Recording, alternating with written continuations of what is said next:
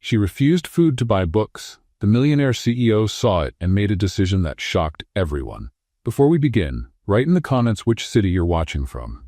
And at the end, don't forget to rate this story from 0 to 10. Enjoy the story. Andrew Huxley, CEO of several tech startups, decided for the first time in months to leave the office early. The reason? A book. But it wasn't just any book. It was a rare new release that promised to change the way people saw the financial market. And it was only available in one bookstore near his company. Andrew walked quickly, but when he finally reached the bookstore, something made him slow down.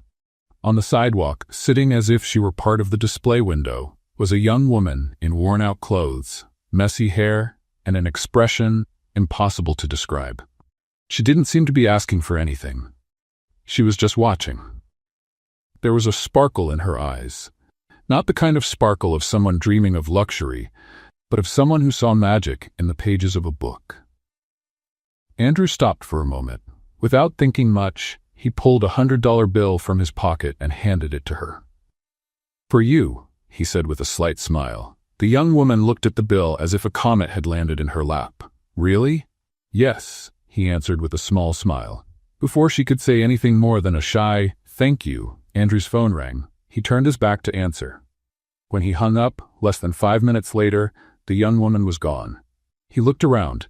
Nothing. No sign. No clue. Just the sidewalk, the display window, and his own reflection, a little confused. He sighed and went inside. He walked straight to the new releases section, and there, in front of the shelf, he stopped again. There it was. The book. Only it was in her hands. Yes, in her hands. The young woman from the sidewalk. She was leafing through it calmly, as if savoring a glass of rare wine. She lifted her eyes, recognized Andrew, and said with a faint smile, "I hope you didn't come here for this book." He blinked, slightly stunned. "Actually, that's exactly why I came." "Then I'm sorry," she replied, turning another page. "It already has an owner." "You bought it?" She laughed, but it was a soft laugh, almost like sharing a secret. "Not yet. I'm short on money. I only have $102, she said, patting her pocket. "With the 100 you gave me," Andrew frowned. "But the book costs $120. "That's right," she answered, shrugging. "Maybe another day I'll be able to buy it. This isn't the first time I've come here just to look at it." Andrew stayed quiet. She spoke so naturally, as if this was just another ordinary Tuesday when you have almost everything, but not enough. "Well, since neither of us has the book," he said, taking a deep breath, "I'm going to buy it. I want to read it too." She raised her eyebrows. "Really? Going to take the candy from a child's mouth? If the child has $102, I'd say she's quite advanced for her age." She laughed. "But since you're going to buy it, promise me at least that you'll read it." 3 times, with a highlighter, he said. "Okay, point for you. But you should know this book will change your mind. Maybe even your life." "That's exactly why I came here," said Andrew, politely taking the book from her hands. "And by the way, I'm Andrew." "Luna," she replied, shaking his hand in a theatrical way. "Book addict, future billionaire, by intellectual merit, and master at counting pennies. Do you always introduce yourself like that?" "Only when I get $100 from a stranger who looks like a bored CEO." "I'm not bored." "Then maybe you're hiding it badly." Andrew shook his head, smiling. This conversation was completely outside the script of his daily routine, and strangely, he was enjoying it. "How about I buy you dinner to make up for the loss of the book?" Tempting. But I prefer to keep investing in knowledge. The stomach growls, but the mind is grateful. "How about coffee?" "The bookstore coffee isn't great, but at least it's hot." "Only if you promise to stop looking at me as if I were a character in a documentary." "I promise." "Then let's go." I have strong opinions about this book cover and about life in general. As they walked toward the cafe, a bookstore employee passed by with a puzzled look, as if he had just witnessed a scene from a romantic comedy between a businessman and a lost character. The bookstore cafe had that vintage charm that made anyone feel like they were in an indie movie. Andrew and Luna sat at a small table by the window while she kept examining every detail of the place as if it were a museum. "So," Andrew began, stirring sugar into his coffee, "I'm still trying to understand how someone chooses books over food." Luna took a sip of her coffee and made a face. "This coffee tastes like water with intellectual ambitions," she said, laughing. But to answer your question, food sustains the body for a few hours. Knowledge sustains the soul for a lifetime. Basic math. Basic math, Andrew repeated, shaking his head with a smile. You're one of a kind, Luna. Thank you. I try to be memorable even when I don't have a fixed address, she replied, pretending to bow while sitting down. Andrew grew thoughtful for a moment, looking at the book lying on the table between them. You know what I'm going to do? He suddenly said, pushing the book toward her. I'll lend you this book. Luna froze with the cup halfway to her lips. What do you mean? You can keep it for a week. Read it, take it all in, make notes if you like. Why are you doing this? Luna asked, frowning. You don't even really know me. For all you know, I could be a scam artist specialized in business literature. Andrew laughed loudly, drawing the attention of other customers. Well, if you are, then you're the most cultured scam artist I've ever met, he said. But seriously, it's because you also really want to read this book. And that way, after you finish, you can tell me if it's worth my time. Luna looked at the book as if it were a disguised trap. Let me get this straight. You want me to be your personal book critic? Exactly. Considering you seem to have solid opinions on everything, from bad coffee to investing in knowledge. Luna tapped her fingers on the table. And what if I don't give it back? Then I'll have to sue someone with no fixed address. It'll be interesting to explain that to my lawyer. Luna burst out laughing. Fine, I'll accept, but just so you know, I'm a tough reader. If the book is bad, I'll write such a devastating review that you'll want to burn every copy. I'm willing to take that risk. They finished their coffee talking about investment strategies, and Luna surprised Andrew by quoting authors he himself only knew by name. When they left the cafe, the sun was already setting, painting the streets of New York with that golden light that made everything seem a little more magical. Do you have somewhere to keep the book? Andrew asked as they walked down the sidewalk. Luna patted a worn canvas bag slung over her shoulder. I've got my bag here. It already has a few books I bought and others I found, she said with a mischievous smile. They all live in harmony, regardless of their origin. Andrew looked at the bag, clearly too small to protect a $120 book. And where do you usually read? Wherever life allows. Park benches, library steps, sometimes on buses when I can get a ticket. Literature doesn't need a fixed address. Andrew stopped walking. The image of Luna reading such an important book on the street, exposed to wind, rain, and all the harshness of New York, wouldn't leave his mind. I've got a better idea, he said suddenly. Oh no. When men in suits talk about better ideas, it usually means contracts or charity in disguise. Neither one. How about you come to my company tomorrow, as a special guest for the day? There you can read the book in peace in the right setting. Luna stopped and looked at him as if he had proposed a trip to the moon. Your company? Really? Absolutely. We have a corporate library, comfortable chairs, coffee that doesn't taste like water with intellectual ambitions. And why would I do that? Because every book deserves to be read in decent conditions. And because... Andrew hesitated. I'm curious to hear more of your thoughts on business. Luna crossed her arms. You want to turn me into a social experiment? I want to give you decent conditions to read a book. And your employees? What will they think when they see a homeless woman walking the halls? They'll think the boss brought in a consultant who gives honest opinions. Luna let out a short laugh. Consultant, I like that. Sounds better than walking charity project. So will you come? She stayed silent for a moment, clearly weighing the pros and cons. Can I ask inconvenient questions about the company? Yes. Can I criticize foolish corporate decisions? Please. And can I use the executive bathroom? Luna. I'm testing your limits, she said, laughing. All right, I'll do it. But if anyone treats me like the company mascot, I'll leave and take the book with me. Deal. Andrew gave her the address and explained how to get there. They said goodbye at the corner, and Luna kept walking down the street, holding the book against her chest.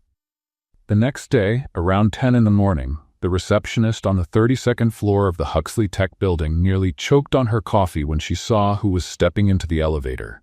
Luna had arrived. Not exactly the way Andrew had imagined. She was wearing the same clothes as the day before, but she had done something with her hair that made it look less messy and more artistic. She carried a canvas bag and a thermos that had clearly seen better days. "Good morning," she said to the receptionist with a radiant smile. "I'm here for my business appointment with Mr. Andrew.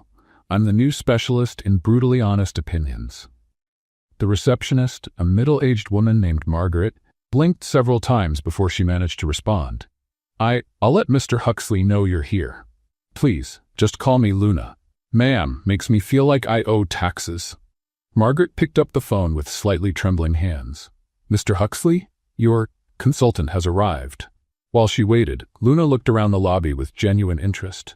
She walked up to a decorative plant and started talking to it in a soft voice. "Hello, dear. You look well cared for. I bet you never had to worry about a fertilizer budget." Margaret watched her, torn between horror and fascination. A few minutes later, Andrew appeared, and Luna waved at him as if they were old friends. "Punctuality is a virtue I developed out of necessity," she said. "When you don't have a home, arriving early anywhere already feels like a win." "Luna, this is Margaret, our receptionist." "Margaret, this is Luna, our special consultant." Margaret forced a smile. "Nice to meet you." "The pleasure is mine, Margaret. I love your lipstick. It goes perfectly with your expression that says, 'What on earth is going on here?'" Andrew coughed to hide a laugh. "Come on, Luna. Let me show you where you can get comfortable to read." As they walked down the hallway, employees stopped what they were doing to watch the unlikely pair.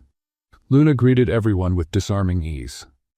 "Hi everyone, I'm Luna, consultant in alternative reality. If anyone wants unsolicited opinions about productivity, I'll be available." One of the managers, clearly confused, whispered to a colleague, "Who is she?" Luna turned toward him with a smile. "I'm someone who heard your question and didn't pretend not to. A very underrated skill in the corporate world." The manager turned red, and Andrew quickened his pace, leading Luna away from the scene. "You promised not to cause trouble," he murmured. "I promised not to be a mascot. Causing trouble is part of my basic personality," she replied, adjusting the bag on her shoulder. "Relax, Andrew. I'll read our little book and give you my honest opinion. Isn't that what you wanted?" He looked at her, hair artfully messy, confident smile, posture of someone who didn't owe explanations to anyone, and realized he was smiling too. "That's exactly it." Andrew guided Luna through hallways that looked like they belonged in a corporate design magazine. Glass walls, strategically placed plants, and that productive silence only tech offices seem to have. "This is our corporate library," he said, opening the door to a large room with floor-to-ceiling shelves and armchairs that looked more expensive than minimum wage. "Make yourself at home." Luna walked in and spun around, her eyes shining. "This is practically a temple. It even has that smell of new books mixed with expensive air conditioning. There's coffee on that table, water, some snacks. If you need anything, just ask Margaret. Margaret and I are practically best friends already. She has a very honest facial expression." Andrew laughed and left her with the book. Luna settled into one of the armchairs, opened to the first page, and dove into the reading, as if it were the last thing she'd ever do. 40 minutes later, she got up to look for a restroom. Andrew had given her quick directions, but the company was bigger than she had imagined. After 3 identical hallways and 2 wrong turns, Luna found herself in front of a glass door with people gesturing animatedly inside. Naturally curious, she peeked in. There was a huge board covered with diagrams, flowcharts, and what looked like a prototype of an app. 5 people were in a heated discussion, pointing at different parts of the board. Luna pushed the door open slightly.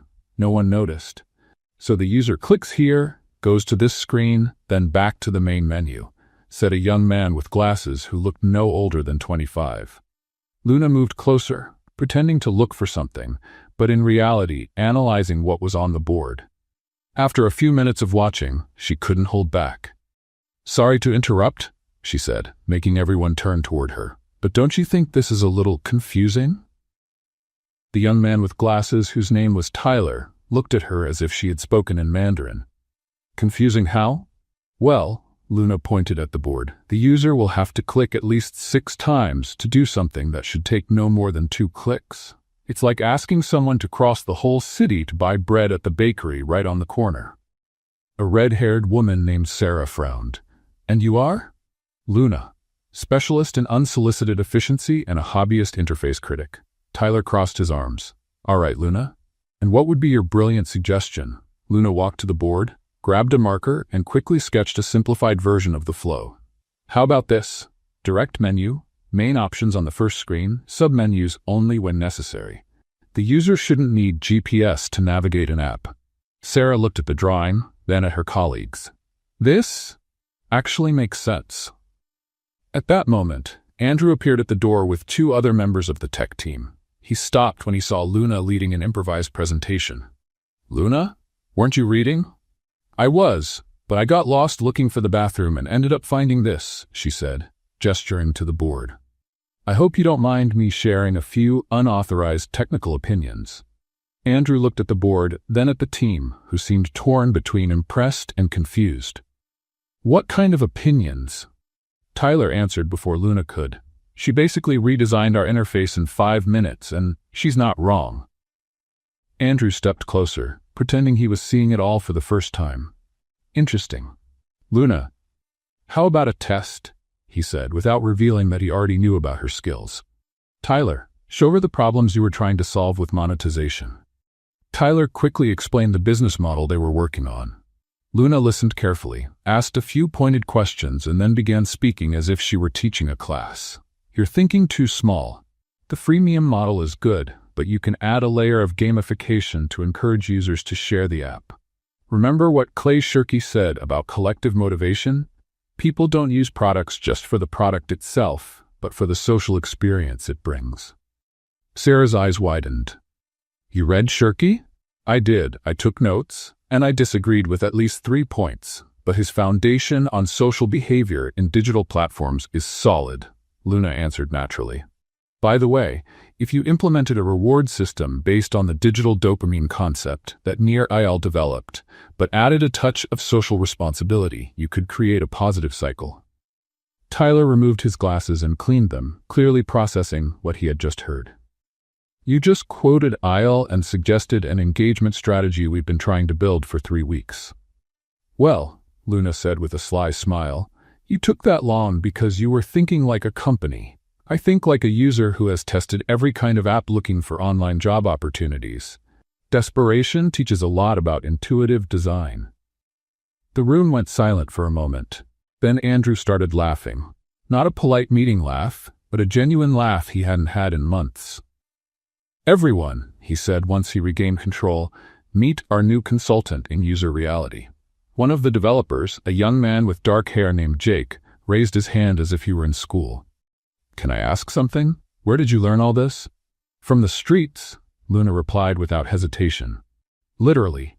When you don't have Netflix, you read. When you don't have restaurants, you study. And when you don't have a job, you analyze every app that promises opportunities as if your life depends on it. Because, well, it did. Sarah laughed. That's brutally honest. Brutal honesty is my specialty, along with movie reviews if I watch from the electronic store window and food critiques of meals other people throw away. The whole room laughed, and Tyler shook his head in admiration. You know what? I'm going to start calling you the sidewalk genius. I like that, Luna said, making an exaggerated bow. It's better than consultant without a fixed address. Jake joined the fun. Does the sidewalk genius have more devastating opinions about our work? I have a list. Do you want to hear my analysis on why you use 3 different shades of blue without a consistent visual logic? Please don't, Sarah said, laughing. My ego can't take any more truth today. Andrew watched everything with an expression he couldn't quite figure out himself. Seeing Luna interact so naturally with his team, making them laugh while giving genuinely useful insights, stirred something inside him. When was the last time he had so much fun in his own office? When was the last time a meeting ended with laughter instead of boring notes? Well, he finally said, I think our sidewalk genius deserves a proper coffee after this spontaneous consultation. Only if it's not the kind that tastes like water with intellectual ambitions, Luna replied. My taste buds have already suffered enough for one lifetime. Tyler offered to show her where the good coffee machine was, and the whole team left the room chatting excitedly with Luna, who kept making funny comments about everything she saw. Andrew lingered behind for a moment, staring at the board where Luna had redrawn the app's workflow. It was simple, elegant, and worked better than anything they had come up with. He shook his head, smiling to himself. Who was this woman? The rest of the day went by like a whirlwind. Luna had turned into a sort of in-house celebrity, with employees quietly showing up to hear her opinions on everything from the office furniture arrangement to the quality of the restroom toilet paper. Seriously, she was saying to a group in the break room, who picked this paper? It feels like sandpaper pretending to be hygiene, as if someone decided basic comfort for employees was an unnecessary luxury. Laughter filled the space as Andrew walked in. Luna, can I talk to you for a minute? She waved goodbye to the group with theatrical flair. Folks, keep the toilet paper revolution going without me. I'll be back. Andrew led her to his office, where she immediately walked to the window overlooking the city. Wow, from up here New York looks like a very well-made computer game, she said. I bet you've never stopped to really admire this view. Actually, no, I stay too busy looking at spreadsheets, Andrew replied, sitting on the edge of his desk. Luna, I have a proposal for you. Oh no, when executives make proposals, my trouble radar goes off automatically. How about staying here at the company for a week, testing our products, giving feedback, being our official consultant on, well, everything? Luna turned to look at him, one eyebrow raised. A whole week? Yes, you clearly have a talent for seeing things we miss. And the team, well, they're more energized today than they've been in the last 3 months. And what exactly would my role be? Corporate clown? Motivational mascot? Real user experience consultant with daily pay, of course. Luna crossed her arms. Before I accept anything, I need to make a few things clear. First, I'm not an employee. I'm a temporary, independent collaborator. Agreed. Second, I'm not a charity case. If I do a bad job, you fire me without mercy. Deal. Third, if anyone treats me like a social project or makes condescending comments about my situation, I'll disappear faster than mall Wi-Fi. Understood. Luna paused, looking out the window again. You know what bothers me most about proposals like this? You people never ask what I want in return. Then I'm asking, what do you want? Full access to the corporate library, including the expensive books locked in that cabinet, she said, pointing to the glass case. Good coffee, and a space where I can stay without feeling like a tourist at my own workplace. Andrew smiled. I can arrange that. Actually, I can even set up a small room here in the building for you to stay during the week. A room? Here? We have a floor used for visiting executives. You can use one of the rooms. Luna looked at him as if he had offered her a mansion. Are you serious? Completely. That way you'll be close to work and, well, you'll have a safe place to stay. This is starting to sound like disguised charity, Andrew. It's not charity. It's logistics. How can you test our products properly without a proper base of operations? Luna laughed. Base of operations? You make it sound like a military mission. In a way, it is. A mission to figure out how we can improve our products. All right, I'll do it. But first, I'll go get my things. Of course. Want me to come with you? No, thanks. Some things a girl has to do on her own. Luna left to pick up her belongings, and Andrew began preparing the room on the 28th floor. It was a simple but comfortable space with a twin bed, a desk, an armchair, and a private bathroom. 2 hours later, Luna came back carrying the same old canvas bag as always. That was quick, said Andrew when he saw her in the lobby. Well, when all your belongings fit in one bag, moving is faster than express delivery. They went up to the room, and Andrew opened the door for her. So what do you think? Luna stepped inside and turned in a slow circle, taking it all in. It's bigger than any place I've slept in the last 6 months. There's even a window with a view of other buildings. Total luxury. And your things? Luna opened the bag and started taking items out. First came the books, at least 8 in various conditions. Then a toothbrush still in the package. I bought this today, she said, holding it up. Seemed like the right time for a new toothbrush to go with a new phase of life. Last, she pulled out a small pot with a plant that looked like it had seen better days. And this is Einstein, she said with maternal pride. My partner in urban adventures. Andrew looked at the wilted little plant. Does Einstein need water? Einstein needs many things, but he's tough. Like me. Why Einstein? Because he has that wild genius look. And because when I talk to him, I can pretend I'm having deep intellectual conversations. Andrew laughed. You talk to plants, don't you? Don't they? They're great listeners. They never interrupt, never ask dumb questions, and never tell you to think positive. That makes sense. It was past 7 in the evening by the time Luna had settled her things. Andrew looked at his watch. You must be hungry. How about some dinner? As long as it's not someplace fancy where I have to pretend I know which fork to use. I know the perfect place. Andrew took her to the company's rooftop, where there was a small lounge area with a few tables and a panoramic view of the city. Didn't expect this, said Luna, admiring the nighttime lights of New York. Neither did I.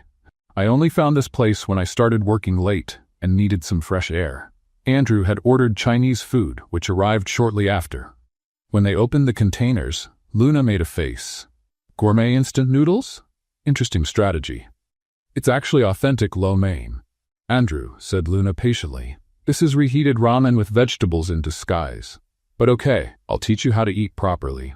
She picked up the chopsticks that came with the meal and started demonstrating the proper technique. First, you hold them like this. No, not like that. You're holding them like a weapon. They're for eating, not for attack. Andrew tried to copy her but ended up dropping half of his noodles. This is harder than coding an app. It's all about practice and patience. 2 things executives don't usually have in large supply. After several failed attempts, Andrew finally managed to eat a few noodles without dropping them. I did it! Congratulations. You're now officially qualified to be a 5-year-old at any Japanese restaurant. They laughed and kept eating, chatting about everything and nothing. Luna told hilarious stories about her experiences on the street, turning hard times into funny anecdotes. One time, she said, I slept on a park bench next to a statue. In the morning, I woke up to a tourist trying to give me money because he thought I was part of the art installation. And did you take it? Of course. Art is art. The conversation flowed naturally, full of laughter and comfortable silences. When they finished eating, they just sat there, Hart looking out at the city below, the night breeze playing with Luna's hair. You know, said Andrew softly, today was the most fun I've had at the office in, well, maybe ever. Luna looked at him, and something shifted in the air. The smile faded from her lips, replaced by a more serious, intimate expression. Andrew. They were sitting closer now, and Andrew could see the tiny golden flecks in her brown eyes. Luna leaned in just slightly, and for a moment it felt like... Andrew's phone rang. They pulled apart instantly, the moment bursting like a soap bubble. Sorry, he muttered, looking at the screen. It's important? Of course, said Luna quickly, standing up. I'll head down. I need to check if Einstein is adjusting to the new place. She walked off in a hurry, leaving Andrew alone on the rooftop, still holding the phone that had already stopped ringing. He looked toward the door she had just gone through and sighed. What on earth was happening to him? The next morning, Luna woke up in the most comfortable room she'd had in months and decided she was definitely going to talk to Einstein about the strange tension from the night before. Listen, Einstein, she said, watering the little plant with tap water. Something almost happened yesterday up on the rooftop. You saw it, right? Of course you did, you were there in spirit. Einstein didn't answer, but his leaves looked slightly less wilted. Exactly. I also think it was a good thing the phone rang. Imagine the mess if I had kissed my temporary boss on my first day at work. I'd be fired before breakfast. She got dressed and went down to meet Andrew, who had looked slightly awkward since he first saw her. Good morning, he said, avoiding direct eye contact. Did you sleep well? Like a rock. Real beds are such underrated technology, Luna replied cheerfully. And you? Did you take care of that important call from yesterday? It was just... spam. Telemarketing. Luna gave him an amused look. Telemarketing at 9 at night? They're getting pretty aggressive. Before Andrew could answer, Tyler came running down the hallway. Andrew, did you see this? See what? Tyler showed his phone with an Instagram post that already had thousands of likes. It was a photo of Andrew leaving the company building the afternoon before, and in the background, almost unnoticeable, was Luna entering the building. The caption says, "Billionaire CEO and mysterious consultant shake up Wall Street." Tyler read, The comments are going crazy trying to figure out who she is. Luna leaned in to see the picture. Wow, I look photogenic even when I don't know I'm being photographed. Maybe I should consider a career as a background Instagram model. This isn't good, Andrew muttered. The press is going to start digging. Relax, said Luna. What's the worst that could happen?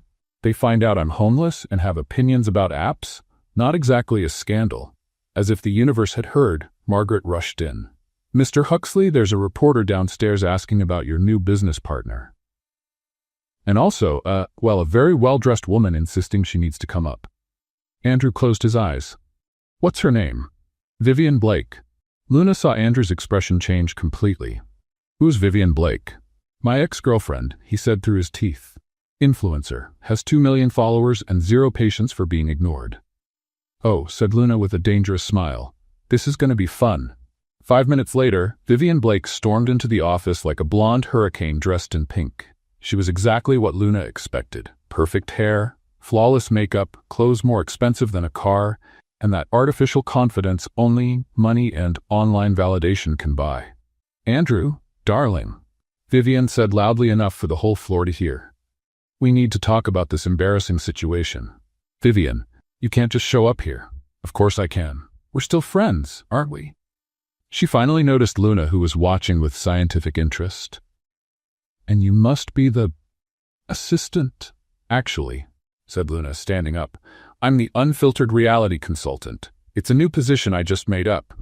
Vivian looked her up and down with the kind of stare that usually comes before a rude comment. How interesting. And how long have you been working here? Since yesterday. But I've already gathered more insight in 24 hours than some people in years. Good for you, Vivian said with a fake smile. Andrew, can we talk in private? About this strange phase you're going through? Strange phase? Asked Luna, feigning innocent curiosity. Do you mean the phase where he hires people based on talent instead of follower count?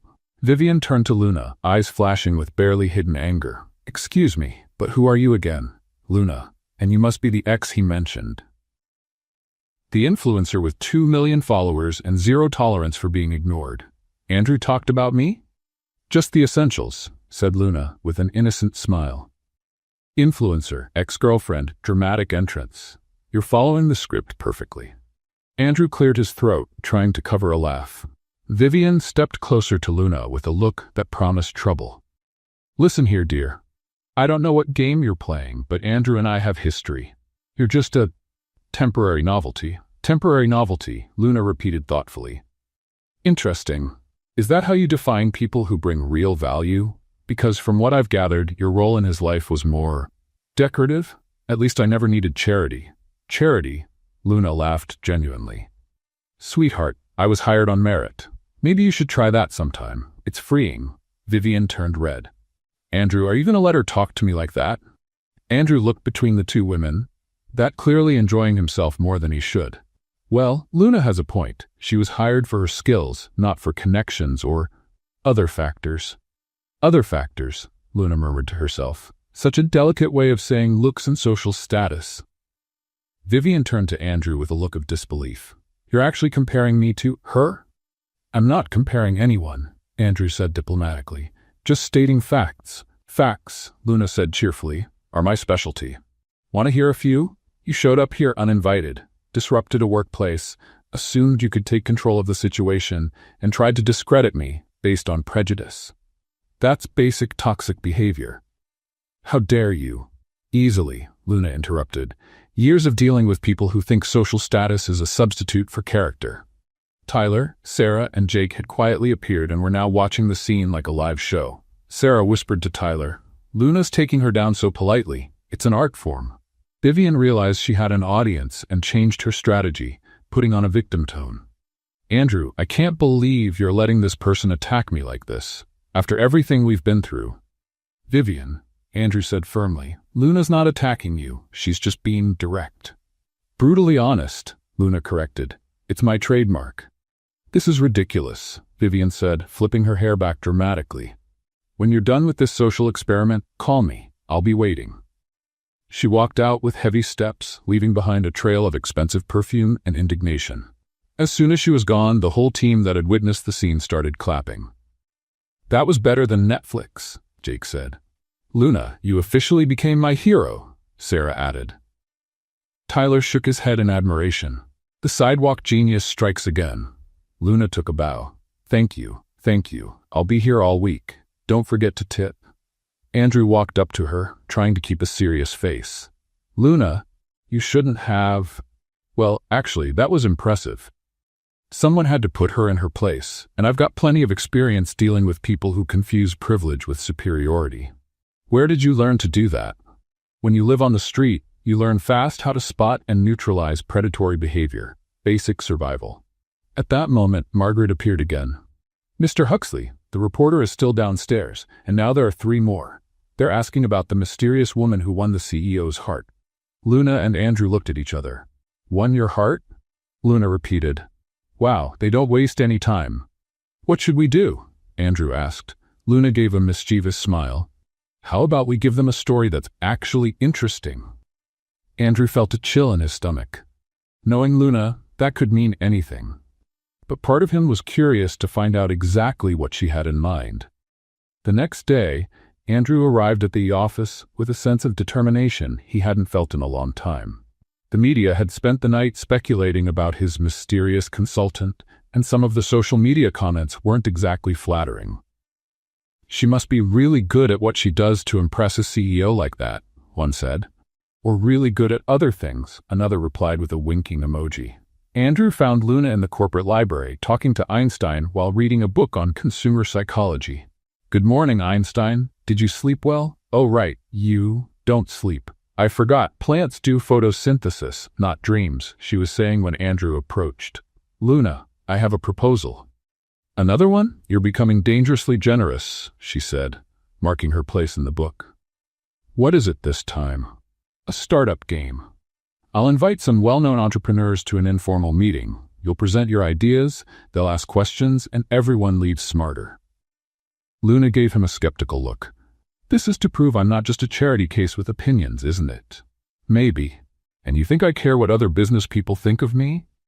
No, but I care what they think of my professional judgment. Luna closed the book and stood up. Interesting. So you want to use my intelligence to validate yours, like a corporate version of my girlfriend's smarter than yours. That's not exactly it. It's exactly it. But fine, I'll do it. It'll be fun watching executives try to categorize someone who doesn't fit in their boxes. Andrew smiled, relieved. Great, the meeting is at 2 this afternoon. Shall we head upstairs to my office and get your presentation ready? They walked over to the elevator, and Andrew pressed the button for the 32nd floor. The elevator started moving normally, but after a few seconds it stopped abruptly between the 28th and 29th floors. Is this normal? Luna asked, looking at the panel with blinking lights in a confusing pattern. Andrew pressed several buttons, but nothing happened. No, our elevators usually work perfectly. Oh, Luna said with a mischievous smile, I think someone's playing a little game with us. What do you mean? Andrew, I may not have a college degree, but I know a trap when I see one. Someone in this company isn't too happy I'm around. Andrew called maintenance using the elevator intercom, but only got an automatic message saying a technician would be available in about an hour. An hour? Luna repeated. How convenient. They sat down on the elevator floor, Andrew uneasy, Luna surprisingly calm. You know, she said, I've slept in worse places. This elevator is actually kind of cozy. Luna, I'm really sorry about this. I don't know who would do something like this. Relax. Let's use this time for an honest conversation. When was the last time you were stuck somewhere without being able to work, check emails, or make calls? Andrew thought for a moment. Honestly, I can't remember. Then think of this as forced therapy. They sat in silence for a few minutes, until Andrew decided to ask the question that had been on his mind since the day he met her. Luna, can I ask you something personal? Sure. I'm not promising I'll answer, but go ahead. How did someone as smart as you end up in the situation you were in? Luna sighed and leaned back against the elevator wall. That's a long story. We've got time. I lost my parents in a car accident when I was 22, she began, looking down at her hands.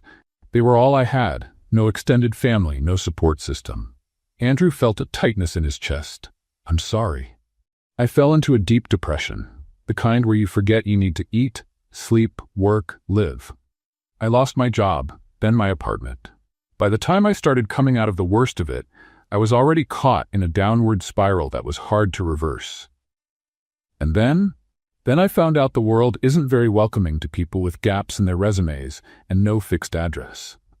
Nobody wants to give a second chance to someone who looks like they failed spectacularly at life. But you're brilliant. Being smart doesn't pay rent, Luna said with a sad smile. After a while, I realized complaining wasn't going to help. The only solution was to learn so much that it would be impossible to ignore me. Hence the books. Every cent I could find went to literature, free online courses, anything that could make me indispensable. Because when you have nothing, knowledge is the one thing no one can take from you. Andrew looked at her with a kind of admiration that went beyond anything professional. Luna, you're the strongest person I've ever met. I'm not strong. I'm stubborn. There's a difference. It's the same thing. It's not. Strength is a choice. Stubbornness is therapy. They looked at each other in silence, and Andrew felt something shift in the air between them. Luna was no longer the sarcastic consultant or the witty homeless woman. She was just a woman who had been through unimaginable pain and came out wiser and braver. Luna, he moved closer to her, and she didn't pull away. In fact, she leaned in slightly toward him. Andrew's eyes locked on her lips, and he was just about to growl. The sound was so loud and unexpected that they both pulled back instantly. That was my stomach, Luna said, turning red. Sorry, I forgot to eat breakfast. The romantic moment vanished completely, and Luna, clearly embarrassed, began singing to break the silence. Oh, rebellious little tummy, why do you growl so loud? You're my faithful companion, but your timing's not so proud. La la la la, mysterious digestion. Andrew burst out laughing. You just made up a song about your own hunger? It's an underrated talent, Luna said, pretending to be serious. I'm a social emergency songwriter, available for weddings, graduations, and romantically disastrous situations. Romantically disastrous? Well, we almost kissed and got interrupted by my digestive system. If that's not a romantic disaster, I don't know what is. Before Andrew could say anything, the elevator jolted and started moving again. Perfect timing, Luna muttered. When the doors opened on the 32nd floor, they found Tyler, Sarah, and Jake pretending they were just passing by.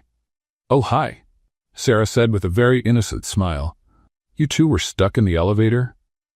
For an hour, Andrew said suspiciously. Wow, that's awful, said Tyler, trying to hide a smile. I hope it wasn't too uncomfortable. Luna looked at the three of them with an expression like she just figured something out. Interesting. Very interesting.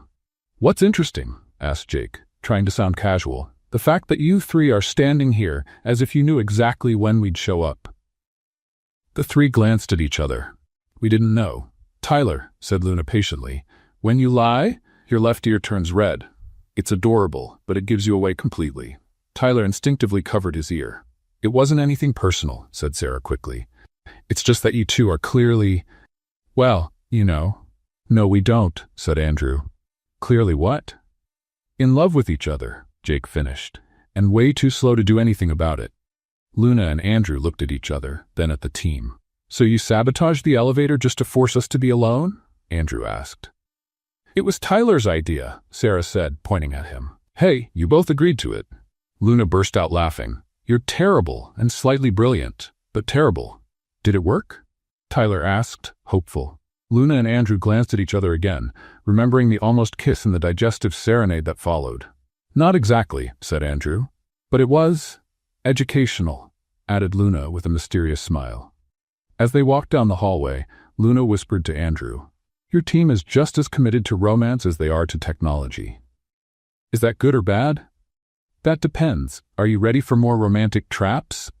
Andrew looked at her, still thinking about what almost happened in the elevator. Honestly, I'm not sure I want them to stop.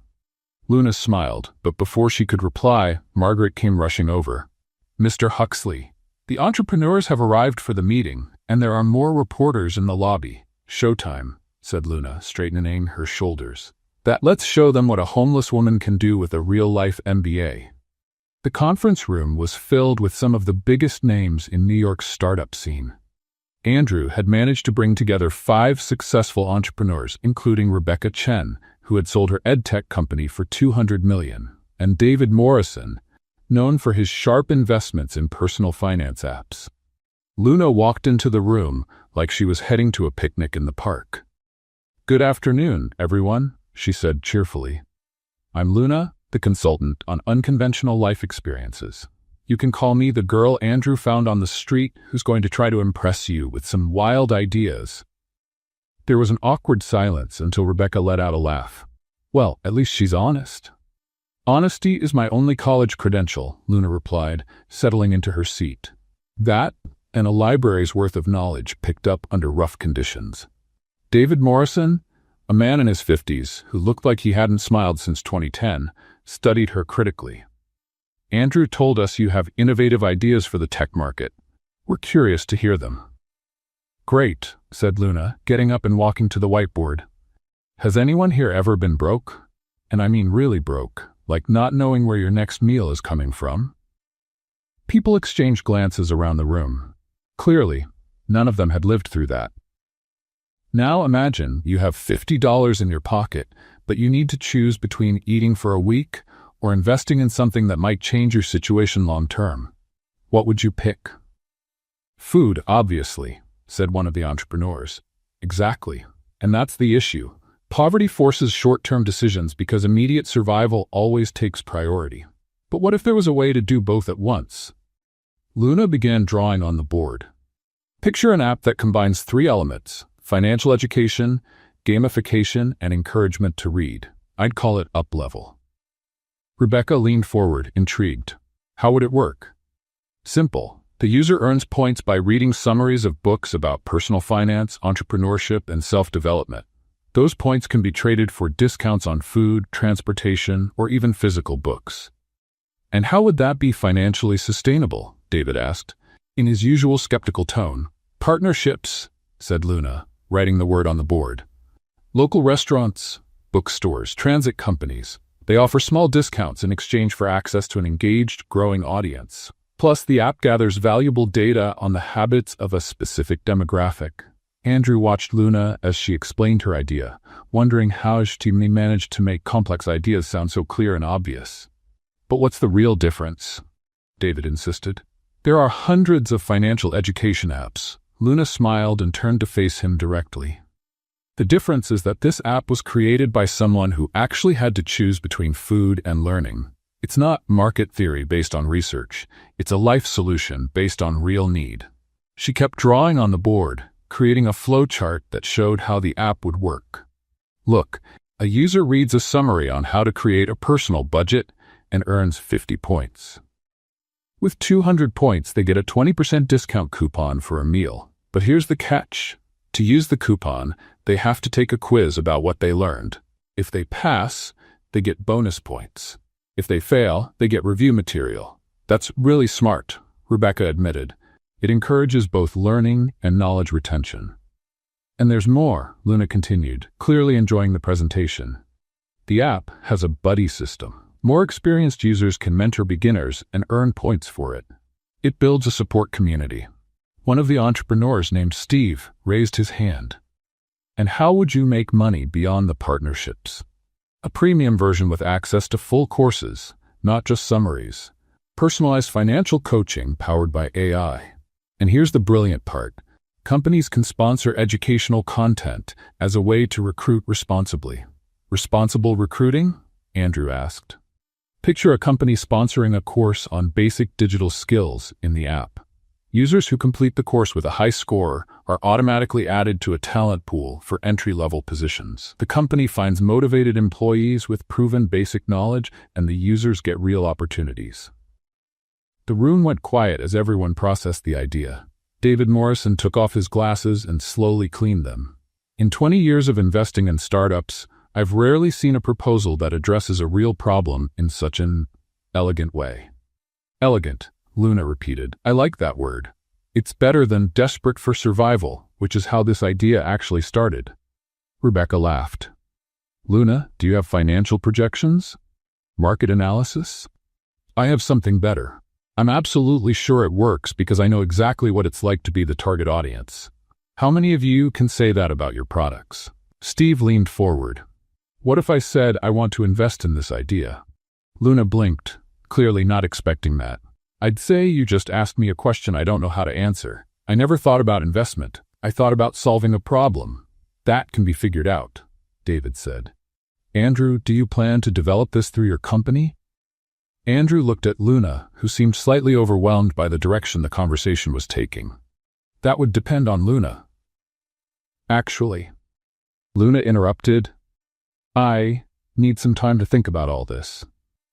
Of course, Rebecca said, but know that you just presented one of the most promising ideas I've heard this year. And one of the most socially responsible, Steve added. After another half-hour discussing technical details and implementation possibilities, the meeting ended with business cards being handed to Luna and promises of future conversations. When everyone left, Luna was alone with Andrew in the conference room. So, he said, how does it feel being the new darling of Silicon Valley in New York? Luna was looking out the window, a strange expression on her face. Scared, she said honestly. For a long time, this idea was just mine, something I thought about when I couldn't sleep. Now suddenly, people are talking about investments and implementation and you might actually change lives for people who are in the place you once were. Yeah, that's what's scary. Andrew stepped closer to her. Luna, you know you don't have to do anything you don't want to, right? This is your idea, your decision. She turned to look at him. Andrew, can I ask you something? Of course. Why did you do all this? Why did you bring me here, give me this opportunity? And don't give me some corporate handbook answer about recognizing talent. Andrew hesitated, searching for the right words. Because you reminded me that there's life beyond spreadsheets and reports. Because you ask questions I should be asking. And because, he paused. Because when I'm with you, I laugh like I haven't in years. Luna smiled, but it was a sad smile. Andrew, you're an incredible person. Generous, smart, funny when you're not trying too hard to be professional. Why do I feel like there's a but coming? Because there is, but I need to figure out who I am when I'm not just surviving. I need to know if I can build something on my own before anything else. Andrew felt his heart tighten. Are you saying you're leaving? I'm saying I've learned what I needed to. Thank you for everything, but it's time for me to move on. Luna. Andrew, this isn't about you. It's about me needing to prove I can succeed on my own. Do you understand? He nodded, even if he didn't want to understand. That night, after Luna had gone up to her room, Andrew found the book he had lent her sitting on his desk, with a note marking the final page. Andrew, thank you for lending me this book, and so much more than that. You've shown me there are still good people in the world. Now I need to find out what kind of good person I can be. Luna P.S. The book really is revolutionary. You should read it. Andrew held the note for a long time, wondering if he had just lost the best thing that had ever happened to him. He woke up the next morning with the feeling that something important was missing. The room where Luna had stayed was empty, with the sheets neatly folded and a small note stuck to the mirror. Thank you for your hospitality. Einstein and I are grateful. L. He spent the morning trying to focus on work, but every time he passed the corporate library or the room where Luna had given her impromptu presentation, he felt a strange emptiness. Tyler showed up in his office around noon. Boss, where's our sidewalk genius? She left, Andrew said, trying to sound casual. What do you mean she left? She'll be back tomorrow? No, she decided to move on. Tyler sat down in the chair across from Andrew's desk. You let her leave?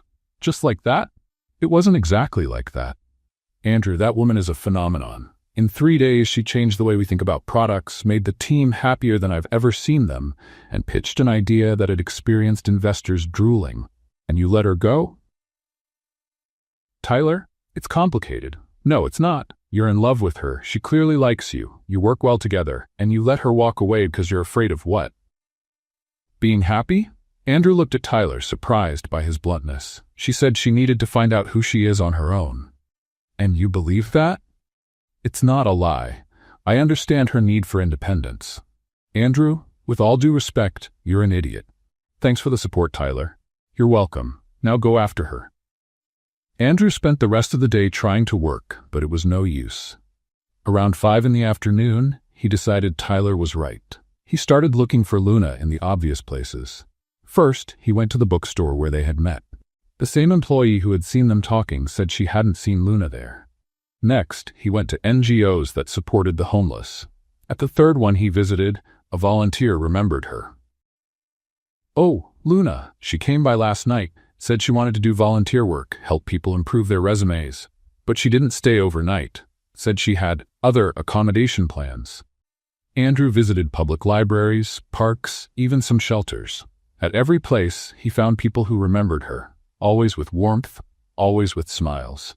"She helped me understand a job application form," said an older man at the library. "She taught me how to use the computer to search for online courses," said a woman in the park. It was as if Luna was leaving a trail of small kindnesses wherever she went. Finally, just as the sun was starting to set, Andrew found her. She was sitting on a bench in Riverside Park, reading a book, with Einstein in a small pot beside her. She looked exactly like the person he had first met outside the bookstore. Same calmness, same total focus on reading. Andrew approached slowly, as if he might scare off a wild animal. "Interesting choice of reading," he said, trying to sound casual. Luna looked up from the book without seeming surprised. "How to Win Friends and Influence People" by Dale Carnegie. "I figure if I'm going to revolutionize the world, I'd better learn the basics of human interaction. And how's it going?" "I found out I already do half the things he suggests, just with more sarcasm." Andrew laughed and sat down next to her on the bench. "Can I ask what you're doing here?" "Reading," she said simply. "It's an underrated activity. You should try it." "Luna, I know what you meant, Andrew. I'm here because this is my usual place to think. This bench and I have a long-standing relationship. And what are you thinking about?" Luna closed the book, marking the page with a restaurant napkin. "About you, actually." Andrew felt his heart race. "About me?" "Yes. I'm trying to understand your motives. Why did you come looking for me? Why are you here now?" Because I missed you." "Interesting. And what exactly did you miss? The clever consultant? The funny woman? Or the person you think you can save?" The question caught Andrew off guard. I'm not sure." "Let me rephrase the question more directly," Luna said, turning to face him fully. "Do you want to change me, or do you want to change because of my presence?"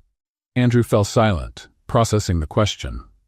"Because," Luna continued, "if you're here thinking you need to rescue me, you can leave right now. I don't need a knight in shining armor.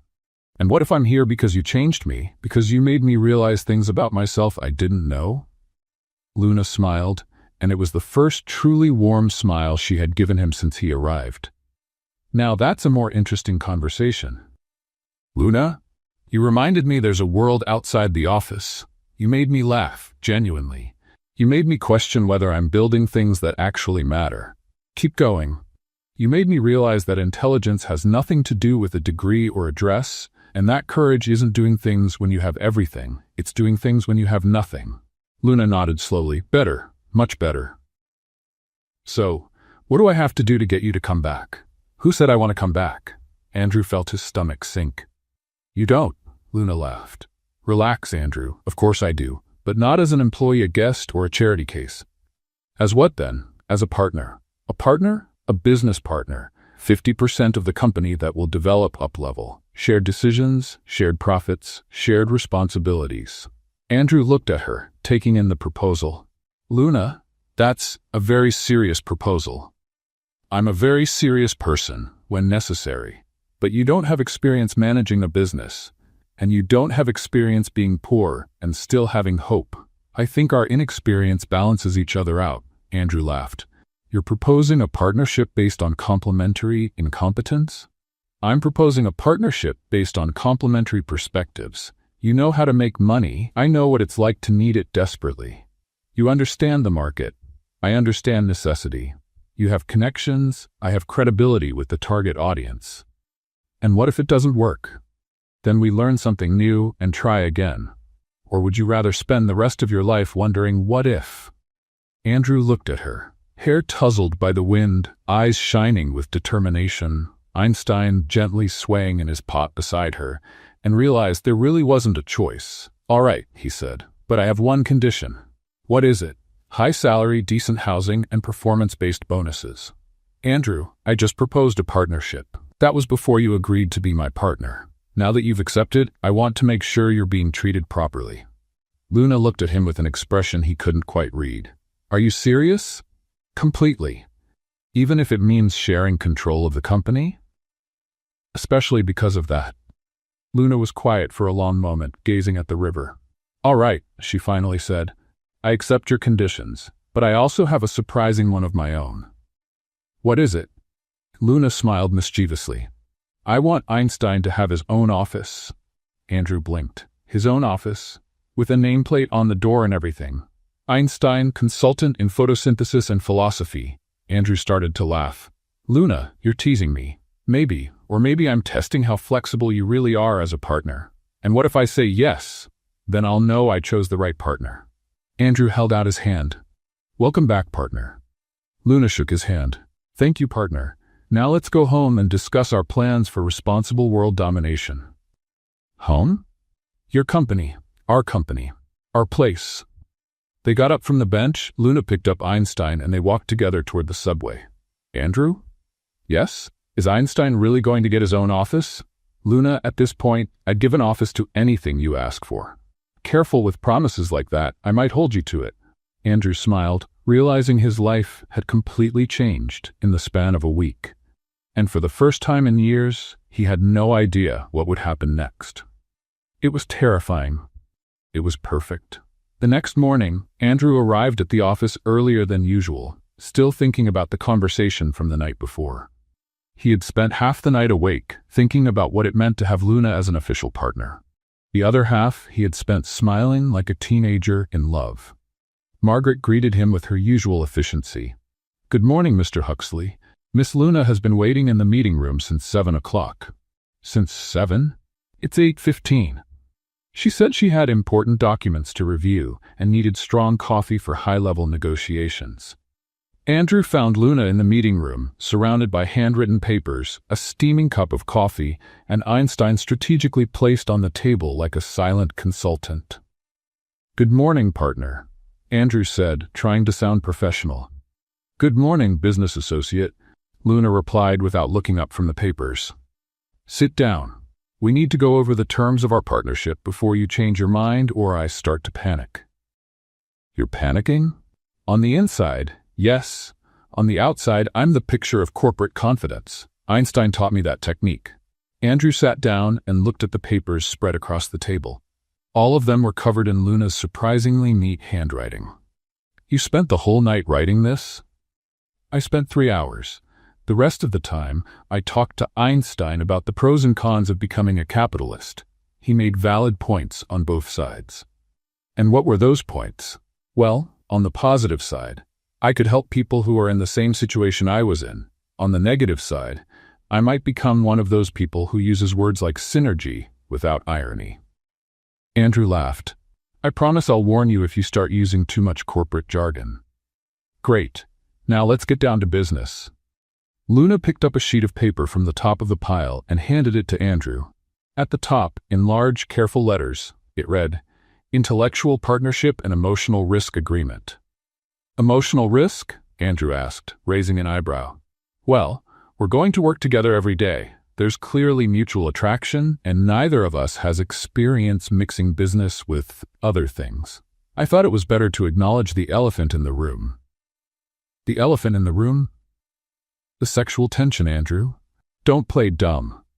Andrew nearly choked on his coffee. Luna. What? We're adults. It's better to talk about it openly than to pretend it doesn't exist and end up in an awkward argument during an investor meeting. You're right, Andrew admitted, reading the document, but I didn't expect to see that in a business contract. This isn't a regular business contract. We're not regular people in a regular situation. Andrew began reading the terms Luna had written. Clause 1. Equal say in all decisions related to the up-level project. No major decisions will be made without both parties agreeing. Clause 2. Full freedom of expression. Both parties may publicly disagree with each other, as long as it's respectful and constructive. Clause 3. Unlimited access to the corporate library, including expensive books for Luna, and unlimited access to real-life experience from Andrew. Clause 4. Mandatory pizza meetings on Fridays to discuss progress, failures, and life philosophy. Clause 5. If romantic attraction starts to affect work, both parties agree to have an honest conversation instead of unnecessary drama. Clause 6. Einstein will have his own workspace and will be consulted on all major decisions.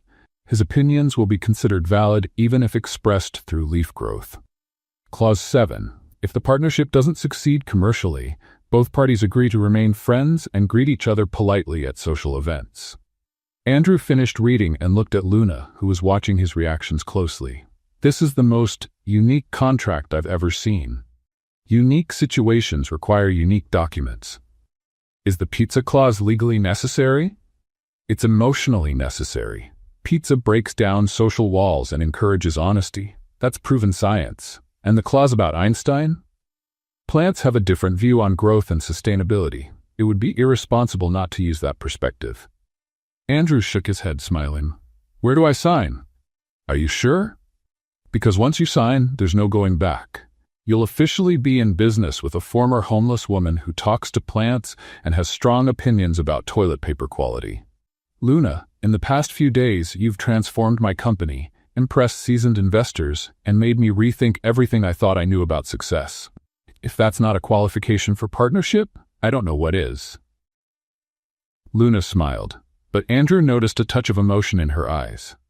Thank you, Andrew. That means a lot. He signed the document with a pen Luna had borrowed from the reception desk. All done, he said. We're officially partners now. And now the hard part, telling your team and the world. As if summoned by magic, Tyler, Sarah, and Jake appeared at the meeting room door. Sorry to interrupt, said Tyler, but you two looked like you were having an important conversation, and the curiosity was killing everyone on the floor. Actually, said Andrew, you're right on time. Luna and I have an announcement to make. Are you two dating? Sarah asked hopefully. Better, said Luna. We're getting commercially married. Jake raised an eyebrow. What does that mean? We're business partners now, Andrew explained. Luna is officially my partner in creating Uplevel and co-owner of future projects. The silence that followed was broken by Tyler shouting, I knew it. I knew you were perfect for each other. Tyler, Andrew said patiently, business partnership isn't the same as a romantic relationship.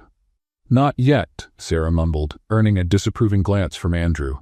Folks, said Luna, standing up, I know this might sound a little unusual. A former homeless woman becoming a CEO's business partner. Sounds like the plot of a bad movie. Or a really good one, Jake interrupted. The point is, I'm going to work hard to earn this opportunity. And I'm going to need your help to make sure I don't mess it up. You have our full support, said Sarah. After watching you put Vivian in her place, I believe you can do anything. And after that investor presentation, added Tyler, we know you're the right person for this project. Thank you. And just so everyone knows, Einstein is officially part of the team now. He'll have his own workspace. Of course, said Jake, as if it were the most natural thing in the world. All major companies have executive plants. Executive plants? Andrew repeated. It's a technical term, said Luna seriously. Look it up. Margaret appeared at the door, looking slightly panicked. Mr. Huxley, there are reporters in the lobby. Lots of reporters, and photographers, and a few people with TV cameras. Already? Andrew asked. How did they find out so fast? Social media, said Tyler, glancing at his phone. Someone posted a photo of you and Luna entering the building last night. The rumor is that you're about to announce a revolutionary new project. Technically, said Luna, that's true. What do we do? Asked Andrew. Luna stood up and smoothed her clothes. We do what should always be done in moments like this. We tell the truth in an interesting way. Meaning? Press conference. Right now, right here. Luna, are you sure? The media can be harsh.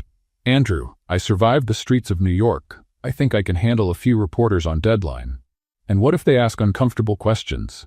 Then I'll give uncomfortable answers. That's kind of my specialty. Margaret returned, even more flustered. Mr. Huxley, they're asking for an official statement, and there's a CNN van pulling up. CNN? Andrew repeated. Apparently, said Tyler, still on his phone, the story's being shared nationally. Billionaire CEO and mysterious consultant announce revolutionary partnership. You're trending on Twitter. Trending on Twitter, Luna echoed. Never thought I'd say that. Honestly, I think I preferred being invisible. Too late now, said Sarah. You're officially famous. Andrew looked at Luna, who seemed to be weighing her options. What do you think? Should we face this together? Luna smiled, and it was that confident smile Andrew had come to recognize, one that meant she was about to do something bold. Of course, but I'm doing it my way. What way is that? The honest way. I'm going to tell them exactly who I am, where I came from, and what we're planning.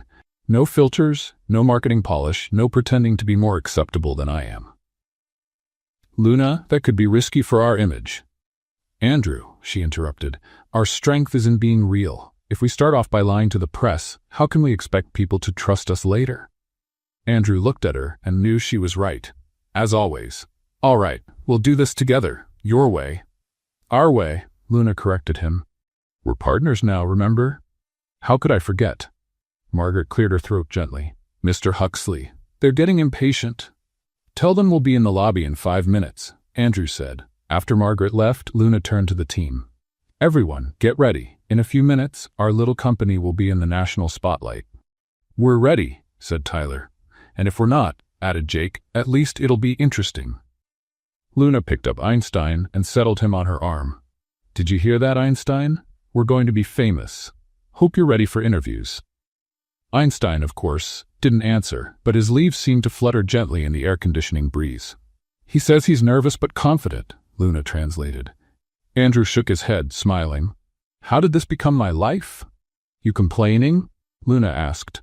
Andrew looked at her, slightly messy hair, simple clothes, plant in her arms, a determined smile, and realized there was no place in the world he'd rather be. Not at all. Then let's make history. They headed for the elevator, and as they went down, Andrew had the strange feeling that their lives were about to change forever. Again. 3 months had passed since the press conference that turned Andrew and Luna into a national sensation. Uplevel had gone from an idea to reality, with a beta version being tested in 5 shelters across New York. The results were better than anyone had imagined. The annual Huxley Tech event was scheduled to take place at the Grand Ballroom of the Plaza Hotel, and for the first time in the company's history, the tickets were sold out. The press, investors, employees, and even celebrities wanted to see in person the duo that was revolutionizing how technology addressed social issues. Luna spent the morning of the event in complete panic. Einstein, she said, pacing around the office she now shared with Andrew. I don't know if I can do this. Stage, lights, hundreds of people staring at me. What if I say something stupid? What if I trip? What if my stomach growls during the speech?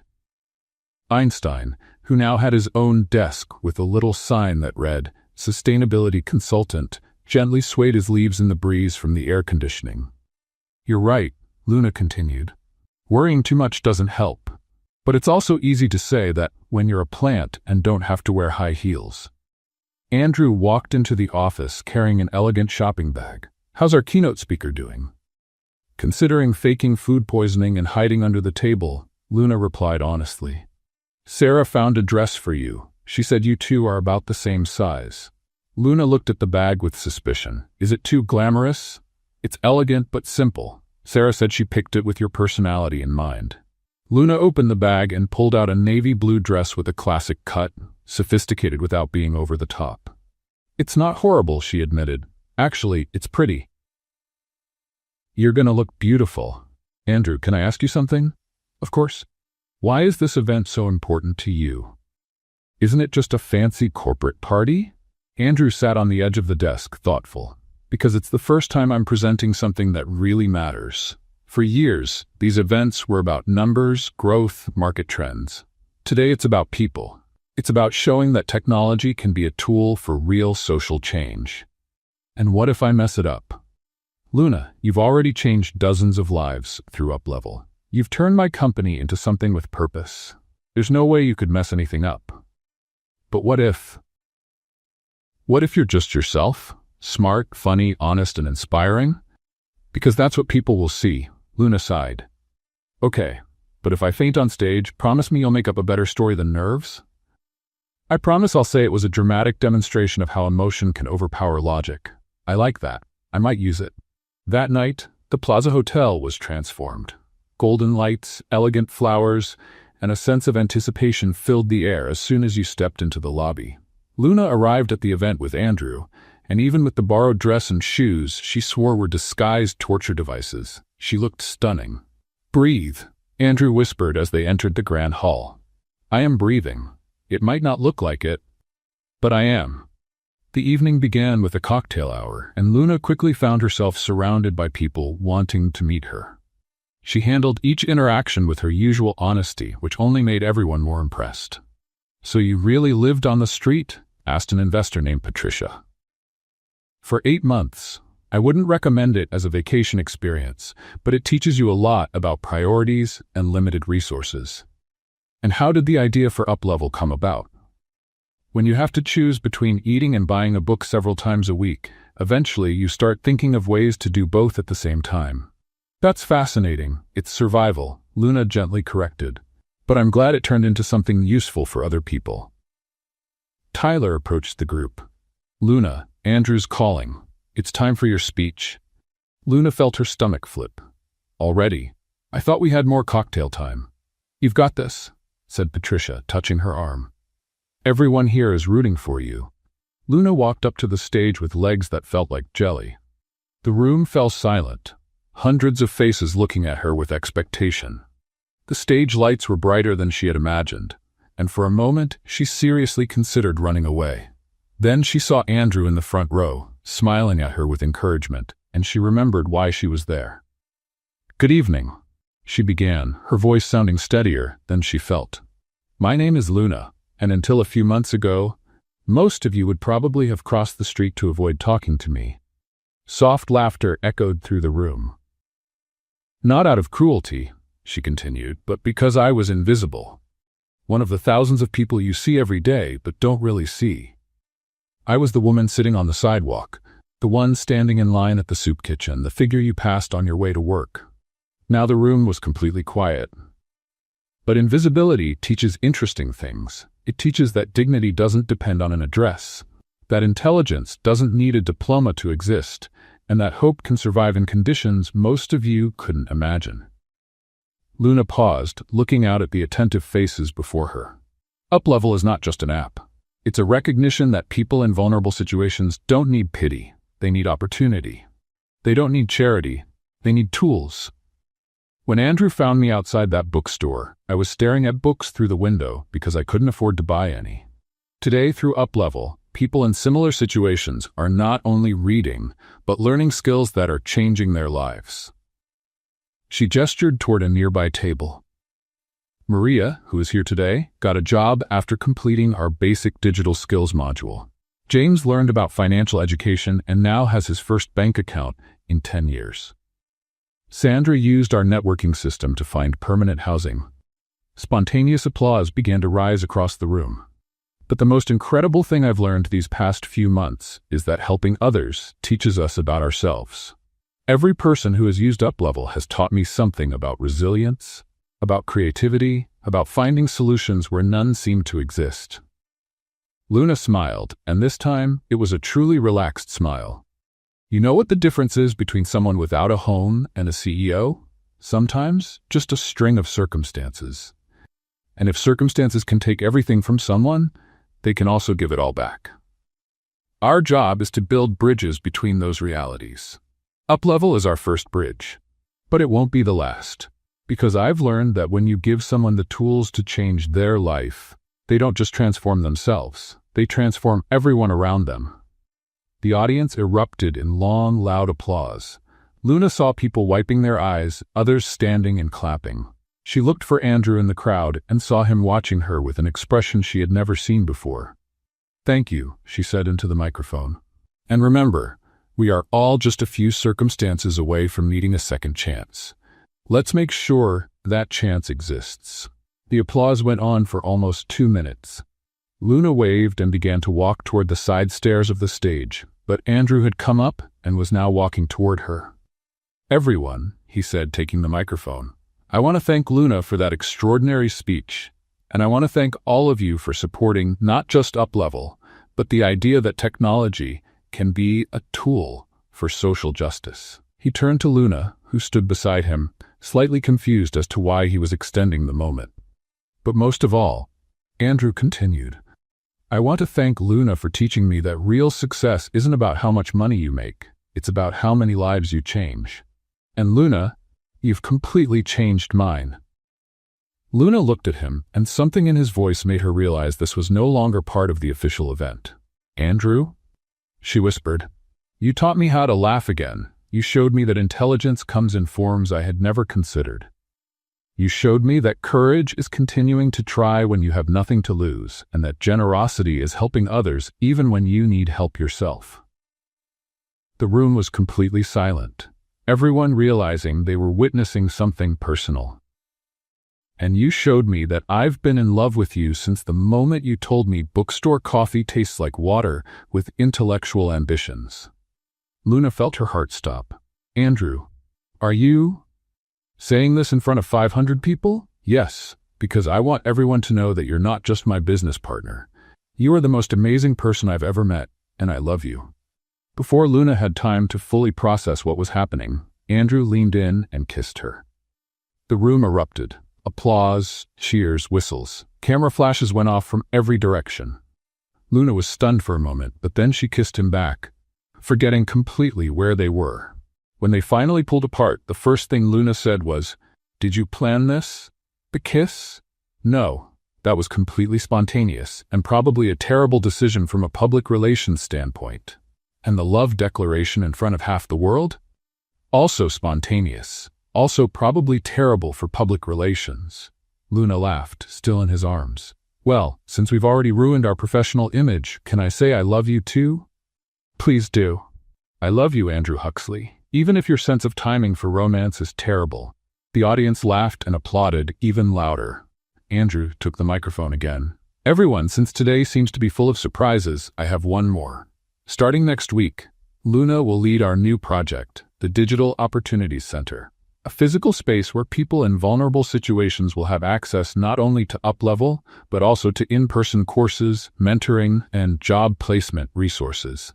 And, Luna added, grabbing the mic, it's going to have Bev Best Coffee Shop in New York, because bad coffee is a crime against humanity.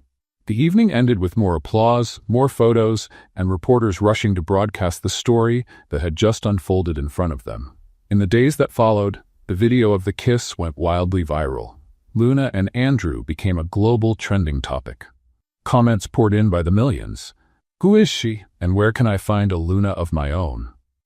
The homeless woman who won over the CEO feels like a movie. This is better than any Netflix series. Relationship goals, lifting each other up to change the world.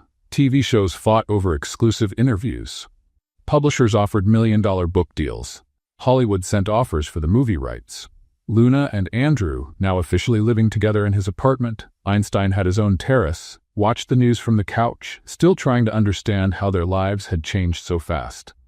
You want to hear something funny? Luna said, curled up against Andrew's chest. What? 6 months ago, I didn't even have an address. Now I have a Wikipedia page. What does it say? Social entrepreneur, speaker, and urban survival expert. They forgot to mention professional plant conversationalist. Andrew laughed. Einstein is going to be offended he didn't get credited. Einstein's handling the fame well. Yesterday I got 3 offers for him to do fertilizer commercials. Are you happy? Andrew asked, suddenly more serious. Luna turned to look at him. With the fame, the success, the fact that I can't buy coffee anymore without someone recognizing me? With all of it. With us. Luna smiled and kissed his chin. Andrew, 6 months ago I was sleeping on park benches and counting coins to buy books. Today I have a company, a purpose, a billionaire boyfriend who lets me reorganize his library, and a plant that's famous on Instagram. Of course I'm happy. Even though everything changed so quickly, especially because it changed so quickly, it reminds me that life can surprise you at any moment, and that sometimes the best things show up when you least expect them. Like love?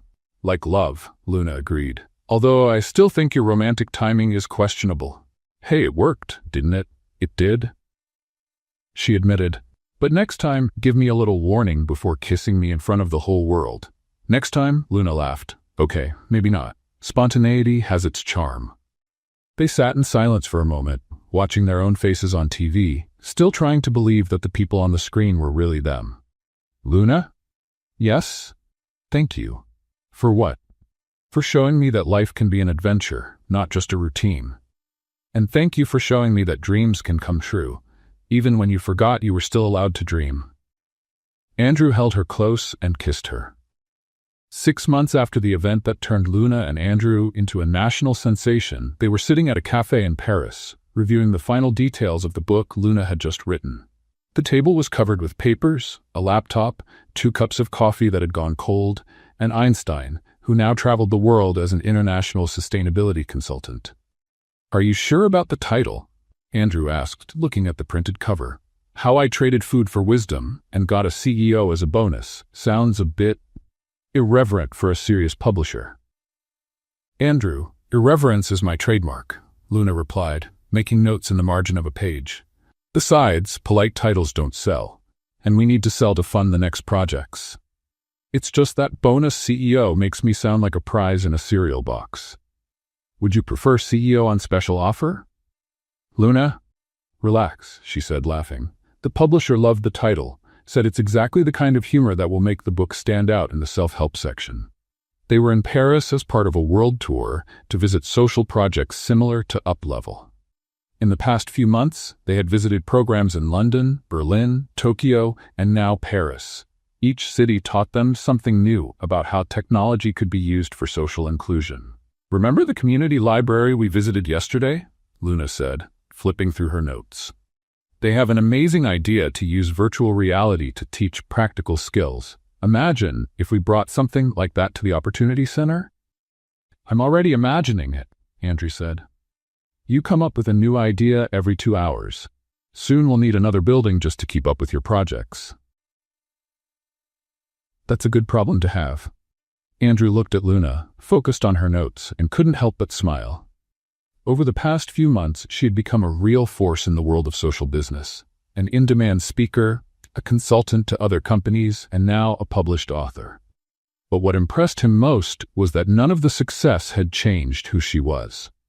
"Luna, can I read the last paragraph of the book again?" "Sure," she said, handing him the final pages. "But if you suggest changes, Einstein and I will vote against them."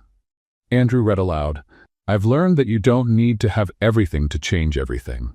You just need to know what truly matters. For me, it's worth fighting for a world where intelligence isn't measured by your address, where opportunity doesn't depend on where you come from, and where everyone gets the chance to discover what they're capable of. And if along the way you find someone who loves you not despite who you are, but because of it, well, that's just the universe being kind." "It's perfect," Andrew said. "It's going to make millions of people cry." That was the goal. Tears sell books. "You're terrible. I'm practical. There's a difference." At that moment, Luna's phone rang. It was Sarah, calling from New York. "Hi, Sarah. How are things over there?" "Luna, I have news. Up-Level just passed 100,000 active users, and the Opportunity Center now has a 3-month waiting list." "Really?" Luna jumped up from her chair, excited. 100,000? And there's more. The UN wants to talk to you both about bringing the program to developing countries." "The UN?" Luna looked at Andrew, stunned. "Sarah, are you sure?" "Absolutely. They want a meeting once you're back from Paris." When Luna hung up, she stood still for a moment, processing the news. "The UN?" she finally said. "Andrew, the United Nations wants to speak with us." "I heard. How do you feel about that?" "Terrified and thrilled in equal measure. It's a strange mix. That's exactly how you felt when you went on stage at that event. And when I agreed to be your partner, and when I decided to write the book, looks like fear and excitement are my new comfort zone." Andrew stood up and gave her a hug. "You realize that in less than a year, you've gone from living on the streets to conversations with the United Nations? When you put it that way, it sounds kind of impossible. Not impossible, just extraordinary." They decided to celebrate by walking along the banks of the Seine, enjoying the Parisian evening. Luna carried Einstein, who had become something of an unofficial tourist mascot, with people stopping to take photos with the most famous plant on Instagram. "You know what's funny?" Luna said as they walked. "A year ago I thought my life was over. I thought I'd never get out of the situation I was in. And what changed? I think I changed my definition of having everything. I used to think it meant a house, a job, stability, all the conventional stuff. Now I see that having everything can simply mean having purpose and people who care about you. And a bonus CEO? The bonus CEO is just an unexpected perk. They stopped on a bridge, looking at the river and the city around them. Luna, can I ask you something? You can always ask. If you could go back in time and change something, would you? Luna thought for a moment. Losing my parents? Yes, I'd change that. But the rest? I don't think so. Everything I went through brought me here, brought me to you, gave me the perspective I have now. Even the bad moments? Especially the bad moments. They taught me how to truly value the good ones. Andrew stayed quiet for a moment, looking out over the water. Andrew, are you okay? I'm thinking. About what? About how to thank the universe for that day at the bookstore. You could start by not asking deep philosophical questions while I'm trying to enjoy a beautiful view. Andrew laughed. Sorry, it's just, sometimes I still can't believe this is real. Believe it, and if you can't, Einstein can confirm. He was there when it all started. The next day, they decided to visit a used book fair in the Latin Quarter. Luna was in her element, digging through shelves filled with books in various languages, making discoveries and hilarious comments about obscure titles. Look at this, she said, holding up a book to Andrew, How to Win Friends Through Interpreting Fish Dreams. That's oddly specific, even for French standards. Are you going to buy it? Of course. Might help me connect better in underwater social situations. Andrew shook his head, smiling. While Luna kept exploring, he quietly searched for something in particular among the tables.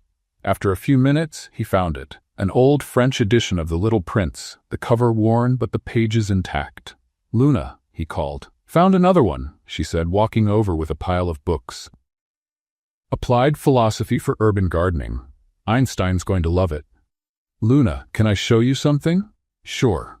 Andrew opened The Little Prince to a specific page where he had placed a small paper marker. Can you read this? Luna looked at the French text and translated it. It's the time you spent on your rose that makes your rose so important. Why do you want me to read this? Because it's true. The time I spent with you, all of it.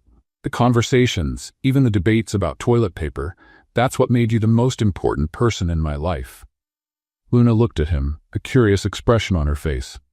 Andrew, that was beautiful.